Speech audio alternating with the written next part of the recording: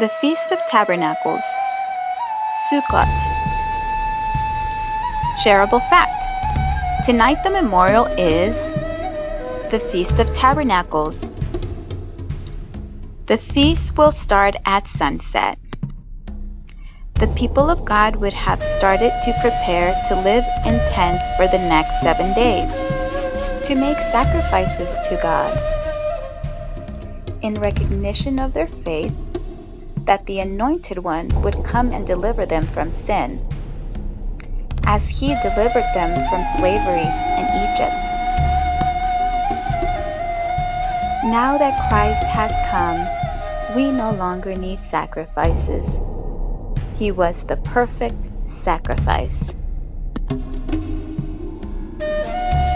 Imagine spending a week in a little tent, your family close by, the air buzzing with laughter and music. That's what the Feast of Tabernacles was like for God's people thousands of years ago. A big, joyful campout under the stars. But it was never just about camping. This celebration was a powerful reminder that God doesn't want to stay distant. He's always wanted to be right in the middle of our lives. The Feast of Tabernacles, or Sukkot, came at the end of harvest season. Families built simple shelters as a way to remember how God protected them when they traveled through the wilderness. It was a festival full of thankfulness, worship, and joy, kind of like a Thanksgiving with deeper meaning.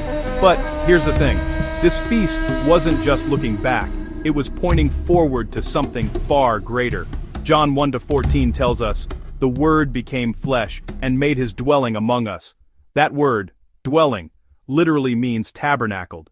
Jesus, God Himself, came and lived with us. He fulfilled what the Feast of Tabernacles was all about. When Jesus died and rose again, He became the final sacrifice. That means the feast isn't about animal offerings anymore. It's about Jesus, the true Lamb who makes a way for us to be with God. The heart of the feast still matters, though. It's a vivid reminder that this world is just temporary, like living in tents. Revelation 21-3 paints the ultimate picture.